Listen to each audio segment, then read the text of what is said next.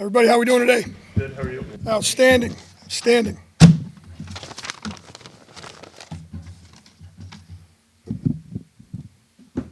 Always outstanding. Rizzi, we saw Eric back out today. How did he look? Good, yeah, good. Eric and Lucas back out today at practice. Good to have those guys out there. Obviously, we were smart with the rep count and all that, but both those guys are working hard to get back. So good to see those guys back integrated with the team, and everything's trending in the right direction for both those guys. So that could be a positive for us for sure. When you're dealing with a team with a fluid quarterback situation, as they are, how does one prepare for one or the other? Because is the system the same for both? Yeah, listen, I think the Giants system is the system. I think certainly both those guys have different attributes. Some better than others for both guys, like any player. So the thing you got to just you got to look and see in the past what they've kind of done in the offense that they ran. But Bryan's a great creative offensive mind. They'll have a great game plan. We got to be ready for all and any, and we'll be ready for both guys for sure. They said it'll be Locke. Are you kind of disappointed? I'm sorry? They said it'll be Drew Locke. At least Dable did. A little disappointed it's not DeVito after last year. Are you asking me the Bergen Catholic Don Bosco question? Is that where you're heading with that, Matt? Come on now. Just because Bergen Catholic beat Don Bosco last Friday night in Giant Stadium in the state championship, we're not going to go down that road. Just because Bergen Catholic's the #1 school in the state of New Jersey this year in football and the #3 team in the country, we're not going to mention that. We're not going to mention that at all. No, listen, Tommy and Drew are both, again, like I said, they're both dangerous players. They're both good quarterbacks. I know Drew's going to start. We got to be ready for Tommy at some point if he's gets better throughout the week and comes in. Like I said, we got to have a plan for both guys. So. What's it going to be like for you to go back in this role this time and go back to the place where you watched the Giants, your hometown area? Yeah, listen, it's definitely interesting. I got to practice what I preach. Quite frankly, with what I practice, what I preach with the players. I got to stay locked in. I can't get too wrapped up in the moment. I'm trying to. I'm gonna have to shut my phone off here at the end of the week. A lot of people reaching out, family, friends. It's a little bit surreal, quite frankly, but I got to do a great job of staying in the moment, staying focused on the game plan, and not get wrapped up into that. I can think about it after the fact, but definitely a unique situation. I grew up obviously just about 15 minutes from the stadium there, rooting for the Giants, going to watch a lot of playoff games back when Bill Parcells was the coach, and so that's certainly something on the back of my mind, but. Just trying to have the blinders on like everybody else and just trying to coach the game. Yeah, go ahead. No, go. Is it possible to do that? Yeah, I think it's possible. I think, when you get wrapped up in a game week and you're just thinking about, I think all the hoopla prior to the game and all that stuff, but once the game starts and, the first kickoff is kicked and you got to concentrate on the game management and all that stuff, that stuff kind of goes out the window. So whether we're home, on the road, no matter where it is, you got to stay locked into the game. And so, again, I'm trying to do a great job, just like I tell the players, of avoiding the distractions during the week. And so, that's going to be important for me too. So are you just shoving all this off on your wife, or? I'm trying to. We tell the players the same thing. Listen, take care of all that stuff in the beginning of the week, and so the rest of the week's for football. So I try to, like I said, practice what I preach. So just trying to do that. For Kendre Miller, the other day you called him a change of pace back. How does he kind of complement Alvin? And when you say change of pace, what do you kind of mean by that? Yeah, well, when I say change of pace, I mean he's a different style runner than probably the runners that we've been playing with this year. Whether that's Alvin. Alvin's a dynamic running back. Please don't take that the wrong way. He's a phenomenal player, one of the best players in the league. Kendre has a different style, different approach than the other runners we have in the building. He's explosive when he's had the ball in his hand. He's obviously a playmaker. Again, Kendre's deal is going to be getting himself locked into the game plan, the mental part, making sure he's physically ready to go, and let the rest kind of, just like I just said with myself, really let the rest take care of itself. So that's the deal with him. He can't get too wrapped up in the whole deal either. He's got to block out the outside noise and just focus on the Giants. Where do you feel like they complement each other? Sorry. He's like the 1-2 of it, kind of. I mean, I didn't really mean it that way. It probably came out like that way the other day. I do think they're different style runners, so it's definitely hard to defend. But it's no different than Jamal and Mims. You know, all four of those guys. And when Taysom was running the ball, all those guys have their different little style. And I just meant that, you know, Kendray's a little bit more of a different change of pace for us than what we're used to. What are some of the things that the Giants do well that stand out when you watch? Yeah, well, listen, I can tell you this. I think I mentioned this the other day. I got a lot of respect for Brian Daboll as a coach. I think he's always done a phenomenal job with the tools and the pieces that he's given and that he's had. No matter where he's been, I've coached with him at the Dolphins. I've watched what he's done at other stops throughout the league in Buffalo and New York, and they've always done a good job. He's very creative. You know, you got to always be ready for something new. They've always been able to run the ball. I think that's one of the things they've done a good job of this year with a young back. They kind of have a young back and a veteran back. They've been able to run the football, and so that's really what they're doing. They have a playmaker, obviously, and Neighbors on the outside, who I know we got to do a great job on eliminating the explosive plays with him. You look at their defense. You know, they have two playmakers on the edges. You know, between Birds and Thibodeau. We've known Burns obviously in this division for a long time. He's wrecked a lot of games for people, and so we got to do a great job having a plan for him. They just got Thibodeau back on the other side. You know, he's those guys are a problem. We've got to do a great job of defending protecting the edge this week. That's going to be a big part of what we do. So. I know their record isn't where they want it to be. Neither is ours, and so quite frankly, I can't worry about that. We got to focus on us. But I know they're a well-coached team. I know what Bryan's all about. Darren, is there anybody who can do any of what Taysom Hill did offensively for the Taysom Hill offensive package, or is that the kind of thing now you just have to put it in a drawer and? Well, I don't think it'd be a one man show, if you will. Like Taysom's a one-man band. So I don't think that'll be the case.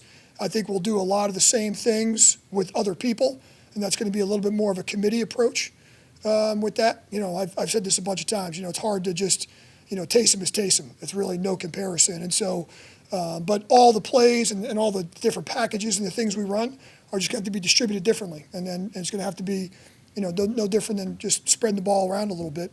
But no, it's hard to, put one guy in charge of all those things because I don't know if there's another guy in the league that can do what he does. Is there anybody who can do what he does from that wildcat position, whatever you would call that? Is there anybody who can do that from the quarterback role?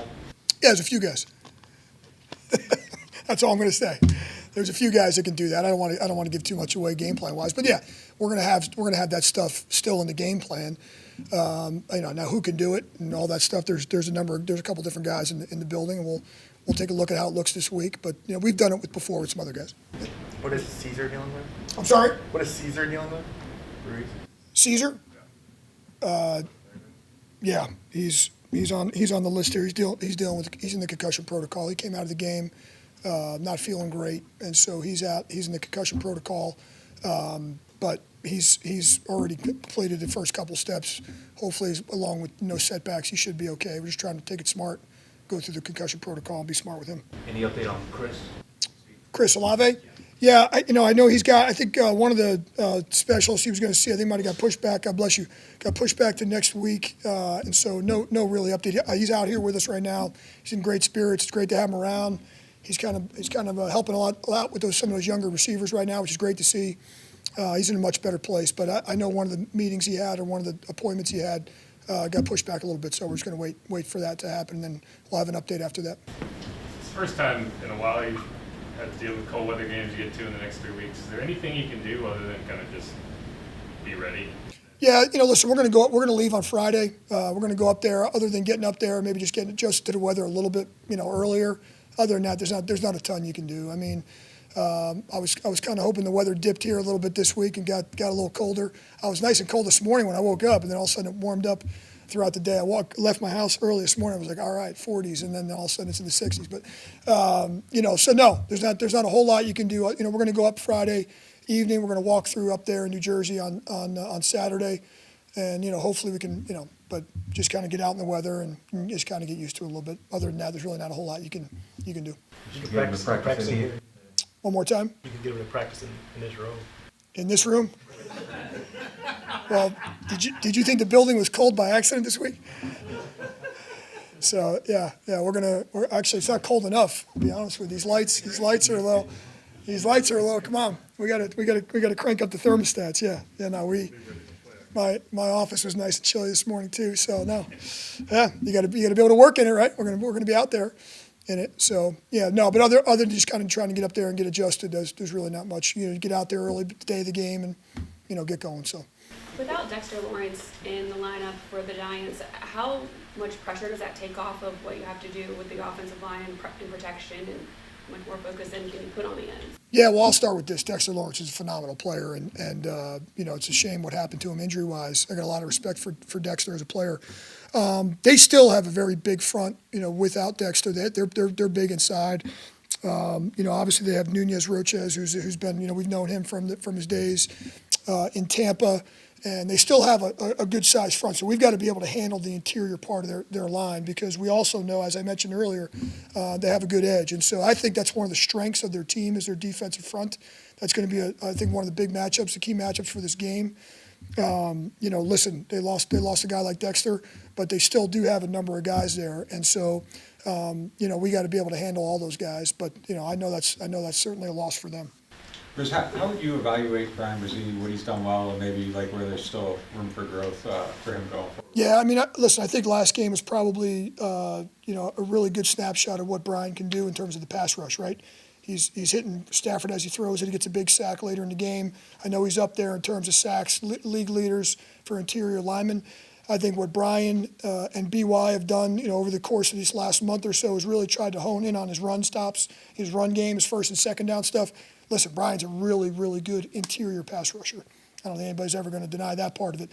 I think as you get older and you mature, we have Bryan as a really young guy, age-wise.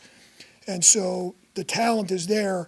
I think, perfecting your craft and working on all the technique stuff, hand placement, leverage, gap control, those are some of the things he could still get better at on first and second down. He'd be the first guy to tell you that. And so that's why, the film study and the practice and the technique, the sled work with BY, all that stuff's the stuff, because he's got the ability to become a very, very good three-down player in this league, and he's already shown that. Looking back at how successful he's been with y'all, why do you think Valdez-Scantling was available for you guys to get mid-season, and were you surprised that a guy like that was available? Yeah, you see that, Catherine, sometimes with a lot of veteran players, that are kind of the guys that have been around the league. I can't speak for other teams on why he didn't fit their particular role. But, listen, I just saw like Jamal Adams sign with somebody. Like there's some good veteran guys that are out there at this time, and teams have to decide, whether they want to go young or veteran guys. So I think circumstances sometimes kind of dictate that based on what teams got. Oh, listen, all I know is I'm glad we got him. I'm glad he was available. I'm glad our personnel department, great job by the pro personnel department of getting him in the building. He's been nothing but a pleasure to work with. He's working hard. And so it's been nothing but a positive experience so far with us. So it's hard for me to speak on other teams, but about other teams rather. But I have seen that in the past where there's some really good veteran guys that are out there. Those are, we have that list every year of every position of veteran players that are available. And like I said, I'm sure glad we got them. How would you describe where the locker room is right now after the setback? Do you feel a bounce back this week? Yeah, listen, I think one of the best things today, and Monday and today, was I don't feel anything different from what I felt the last few weeks. Our guys are in a really positive space. I think a big question for us this week is how do we respond? How do we handle, there's an area, listen, I told our guys this morning in the team meeting, we've lost our last 4 road games. That's not a secret. We've lost our last 2 road games that we played outdoors. That's not a secret. These are facts. And how do we handle, we didn't handle it very well in prior to when we lost the game. We didn't respond very well. We kind of let it snowball and kind of got that domino effect. So I think it's a big week for us in regards to a lot of those things. We're on the road. We're going to play in the elements. We haven't responded well to losses. One of the things this week's going to be our second half performance. That's one of the things we got to get better at. We've been way too many peaks and valleys coming out at halftime. Our third quarter hasn't been great. So those are the things we're kind of focused on right now. And I haven't seen a dip in our locker room whatsoever. Our leadership's been great. Our attitude's been great. Thought we had a great practice outside today. So that's really just to focus on is on getting better at those things. All right, guys. Appreciate you. You got it.